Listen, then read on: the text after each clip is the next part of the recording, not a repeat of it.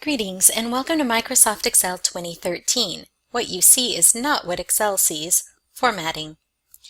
In this lecture, I'll discuss the many ways that we can change how our data looks on a spreadsheet and how Excel sees that data behind the scenes.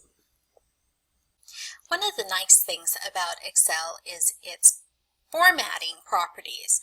But we should recognize that what we see is not necessarily what Excel sees in the background. For example, I have some text on my page and I can color the background a yellow, I can color the font red, I can make it bold.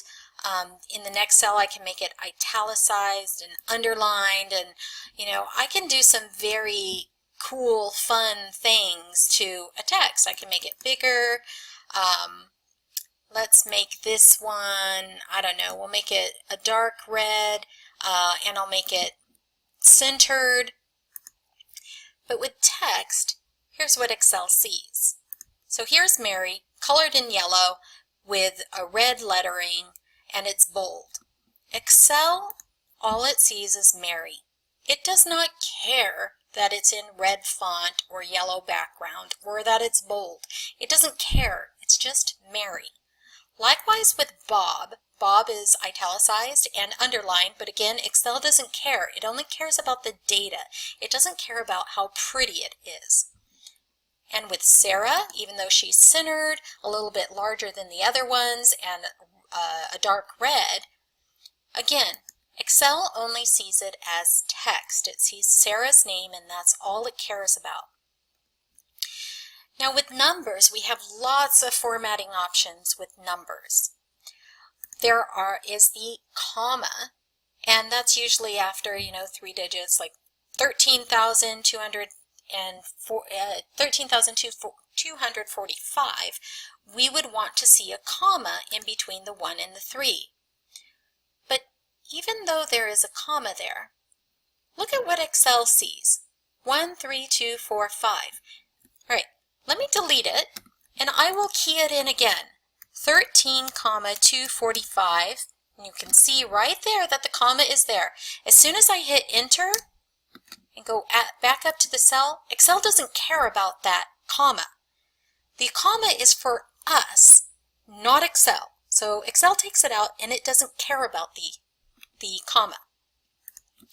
Here I left off the comma, 2300, and I have a nice, in the number formatting group, I have a nice comma formatting. I'm going to go ahead and click on comma style. Now it adds some decimals. I don't want the decimals, so I'm going to decrease the decimals just to have the whole numbers there. Again, what I see is the comma. What Excel sees, Excel does not care about the comma. It does nothing with the comma, so it gets rid of it. It doesn't need to see it. Likewise, with 178,098, Excel does not care about that comma. It's good for us to see it, but Excel doesn't care about it, so it doesn't need it. Now, decimal formatting, I can make it look a certain way. Now, you see, the first number I have is 2.6785. There are 4 decimal places. Now, I can decrease. Okay, now it's 2.7. But what Excel sees is still 2.6785. Even though I see it as 2.7, Excel sees it as 2.6785. Likewise, I can keep adding zeros. I see it a certain way, but Excel still sees 3.00005. And lastly, let's say I'm going to go ahead and decrease the decimal. I see a 10, but Excel sees the decimal. Here's the reason why I'm stressing this, is because when Excel does a calculation, it will include that decimal in the calculation, but I won't see it.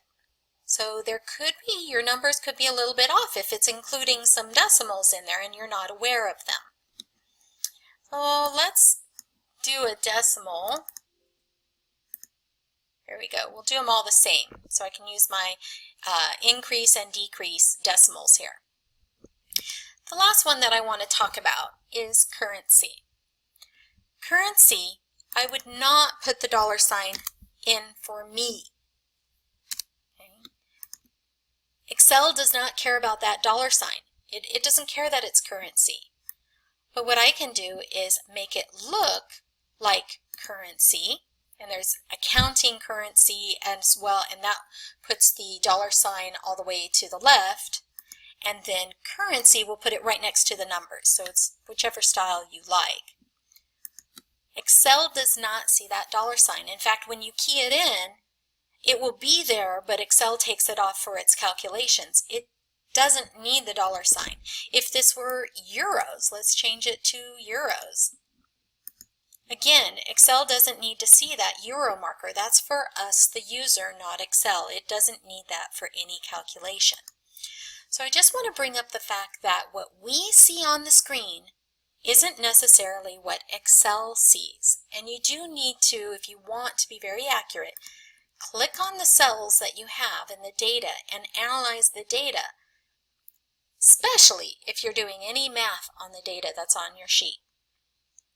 So that's it for this short video. Until next time, be seeing you.